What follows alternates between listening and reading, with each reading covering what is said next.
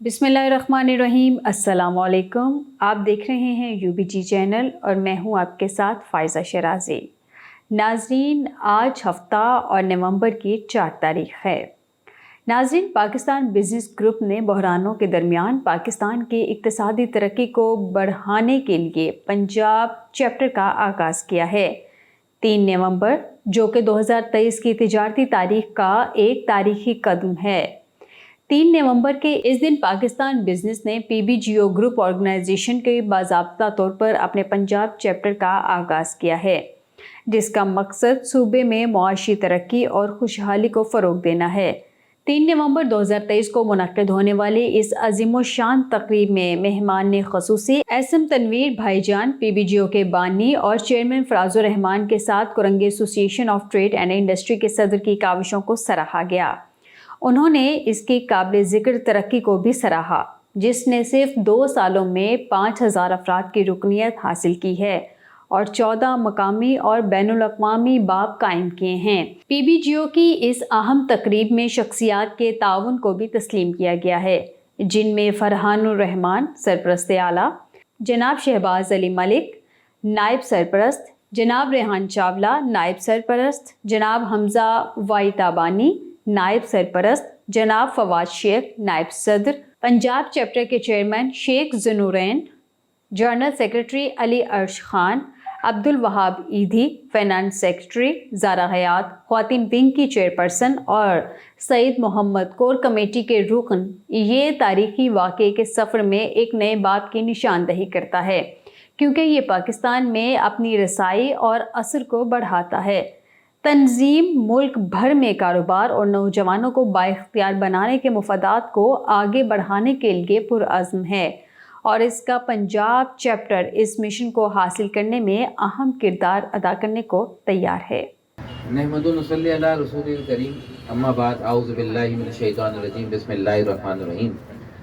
सबसे पहले मैं SM तनवीर साहब, हमारे चीफ गेस्ट, आपका बहुत मशकूर हूँ कि आप अपनी जो इस वक्त जिस विज़न को आप लेके चल रहे हैं, पाकिस्तान के जिस विज़न के साथ ही आप बने हैं और जहां पाकिस्तान को लेके जाना है, उस विज़न के शायद मैं 10% 5% का भी हिस्सेदार नहीं हो सकता। और यकीनी तौर पे ये वो मिशन है जो मुनीर भाईजान देखा करते हैं। मुनीर भाईजान की मुझे बात याद है कि वो कहते थे कि मैं पाकिस्तान को एशियन टाइगर देखता हूँ, मगर आखिरी की दिनों के अंदर ना वो बुझ गए थे। और जब उन्होंने TDAP से इस्तीफ़ा दिया तो वो उसके बाद वो उनमें वो बात नहीं थी, वो क्योंकि वो देख रहे थे कि चीज़ें बिगड़ रही और उनका बड़ा विजन था। अल्लाह ताला ने उनको बड़ी जो है वो बसीरत से नवाजा था। मैं यहाँ पे अपने तमाम मेहमानों, बिलखुसूस जनाब शेख साहब, आपका बड़ा मशकूर हूँ, आप तशरीफ़ लाए। नाज़रीन, गिलगित बल्तिस्तान के ग्रुप लीडर कुर्बान अली ने कहा है कि UBG मेरा घर है और इसके रहनुमाओं, जिनमें खालिद तवाब, इफ्तिखार अली मलिक, शहजाद मलिक और मोमन मलिक शामिल हैं, उनसे ज़ाती ताल्लुकात हैं। माज़ी करीब में कुछ गलत फहमियाँ पैदा हो गई थीं, जो कि दूर हो गईं। मीडिया से गुफ्तगू करते हुए उन्होंने कहा कि यूनाइटेड बिजनेस ग्रुप उनका अपना ग्रुप है। वाज़ेह रहे कि एक रोज़ कबल ग्रुप लीडर गिलगित बल्तिस्तान कुर्बान अली ने साथियों समेत UBG में शामिल होने और दिसंबर में होने वाले इंतखाबात में UBG की भरपूर हिमायत करने का ऐलान किया था। इस तरह उनकी शमूलियत ने मुखालिफ ग्रुप की अहम विकेट गिरा दी। इस मौका पर साबिक सदर इस्लामाबाद चैम्बर, साबिक नायब सदर federation of Pakistan chambers Atif इकराम शेख भी मौजूद थे। याद रहे कि आतिफ इकराम शेख को UBG ने आइंदा इलेक्शन के लिए अपना सदारती उम्मीदवार नामजद किया है। इस मौका पर आतिफ इकराम ने कहा कि इस शमूलियत से इलेक्शन कैंपेन का आगाज़ कर दिया है। हाजी कुर्बान Ali Gilgit Baltistan trade body group leader हूँ और मैं फार्मर वाइस प्रेसिडेंट भी हूँ। और मेरा ताल्लुक़ गिलगित बल्तिस्तान से जितने भी ट्रेड बॉडीज़ हैं वो उनके साथ मेरी जो लिंक अप है और हम गिलगित पाकिस्तान में गिलगित बल्तिस्तान की नुमाइंदगी करते हैं। तो UBG इसलिए है कि वो मेरी फैमिली है। इफ्तिखार अली मलिक, शहजाद मलिक, SM मुनीर मरहूम, उनके साथ मेरी दरीना रिश्तेदारी ताल्लुक़दारी थी। تو وہ چھوٹی سی ہماری بیچ میں کسی مس انڈرسٹینڈنگ تھی، تو آج یہ میں اپنی فیملی سمجھتا ہوں، فیملی میں واپس آیا ہوں۔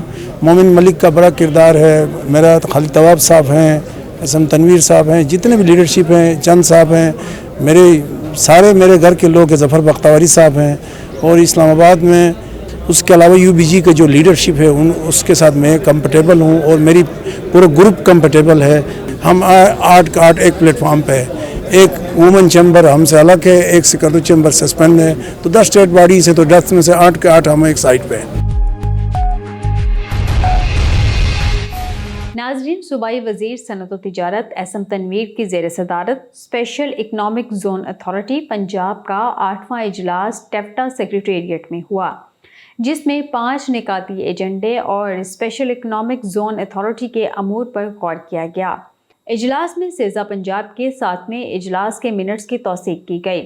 اجلاس میں فیصلہ کیا گیا کہ رچنا انڈسٹریل پارک میں پلاٹوں کی قیمت بڑھانے اور رحیم یار خان میں اتحاد انڈسٹریل پارک کو اسپیشل اکنامک زون کا درجہ دینے کی سفارشات وفاقی حکومت کو بھجوائی جائیں گی۔ علاوہ ازیں اسپیشل اکنامک زونز میں نامکمل دستاویزات والے پلاٹوں کی ریگولرائزیشن کے لیے مالکان کو ریمائنڈر بھجوانے کا فیصلہ کیا گیا۔ واضح رہے کہ پنجاب کے نجی اور سرکاری شعبے میں 18 اسپیشل اکنامک زونز معاشی ترقی کے انجن ہیں۔ ان اسپیشل اکنامک زونز میں سرمایہ کاری کرنے والوں کو انکم ٹیکس میں 10 سال کی چھوٹ حاصل ہے۔ اسم تنویر نے کہا کہ اسپیشل اکنامک زونز میں پلاٹ حاصل کرنے والے ان پر صنعتیں لگائیں گے، نئے کارخانے لگیں گے تو روزگار کے مواقع بھی بڑھیں گے۔ انہوں نے واضح کیا کہ انڈسٹریل اسٹیٹس کی آباد کاری حکومت کی اولین ترجیح ہے۔ ناظرین، نیپرا نے کے الیکٹرک کے صنعتی صارفین پر 3 روپے فی یونٹ کا بوجھ ڈال دیا۔ سپریم کورٹ کی جانب سے جاری فیصلے کے بعد نیپرا نے کے الیکٹرک کو صنعتی صارفین سے سبسڈی قیمت میں 3 روپے فی یونٹ واپس لینے کا فیصلہ جاری کر دیا۔ وفاقی حکومت کے فیصلے کے بعد کے الیکٹرک نے سبسڈی کی رقم کی وصولی شروع کر دی تھی، تاہم عدالت میں چیلنج ہونے پر سبسڈی کی وصولی روک دی گئی تھی۔ نیپرا کے فیصلے میں کہا گیا ہے کہ سبسڈی دینے کا اختیار وفاقی حکومت کا ہے۔ نیپرا کے فیصلے کے بعد وفاقی حکومت نوٹیفیکیشن جاری کرے گی۔ نوٹیفیکیشن کے بعد کراچی کے صنعتی صارفین سے رقم کی واپسی شروع کر دی جائے گی۔ یاد رہے کہ وفاقی حکومت نے جولائی تا دسمبر 2019 انڈسٹریل ریلیف پیکیج کا اعلان کیا تھا۔ پیکیج کا اطلاق پیک آورز اور آف پیک آورز کے لیے تھا، تاہم حکومت نے 22 جنوری 2020 کو آف پیک آورز کے لیے رعایت کو ختم کر دیا تھا۔ ناظرین، وفاقی حکومت نے یوم اقبال پر ملک بھر میں عام تعطیل کا اعلان کر دیا ہے۔ وفاقی حکومت نے 9 نومبر بروز جمعرات کو ملک بھر میں عام تعطیل کا اعلان کیا ہے، جس کا کابینہ ڈویژن کی جانب سے نوٹیفیکیشن بھی جاری کر دیا گیا ہے۔ ناظرین، پاکستان ریئل اسٹیٹ اور زراعت کے شعبوں سے محصولات کی وصولی کو بڑھا کر GDP کے 3% کے برابر اضافی ٹیکس جمع کر سکتا ہے۔ آئین کے تحت زراعت صوبائی معاملہ ہے اور وفاقی حکومت کو اس پر ٹیکس لگانے کا اختیار نہیں ہے۔ ورلڈ بینک کی ایک حالیہ رپورٹ میں بتایا گیا ہے کہ ٹیکس دہندگان نے ٹیکس سال 2023 کے لیے انکم ٹیکس قانون کے سیشن 7 کو سندھ ہائی کورٹ میں چیلنج کیا۔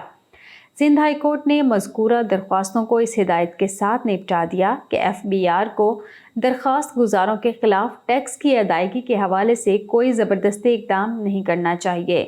یہ پیش رفت سندھ ہائی کورٹ کے غیر منقولہ اثاثوں پر ڈیمڈ انکم ٹیکس کے خلاف حکم امتناعی دینے کے فیصلے کے بعد سامنے آئی ہے۔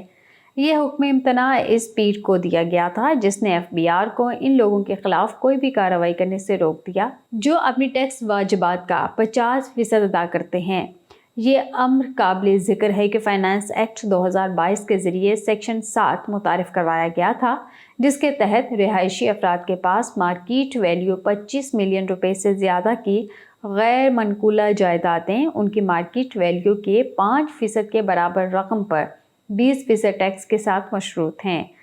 कानूनी चैलेंजों की वजह से एफबीआर ने अब तक डैमेज इनकम टैक्स की मद में 25 अरब रुपए के सालाना हदफ के मुकाबले में 1 बिलियन रुपए से भी कम जमा किया है। कंपनियों की रिटर्न फाइल करने की आखिरी तारीख 31 दिसंबर है और इस वक्त तक कलेक्शन में मजीद इजाफा मुतवक्के है। इसके साथ ही स्टूडियो से फिल वक्त इतना ही। मजीद बाखबर रहने के लिए देखते रहिए यूबीजी चैनल।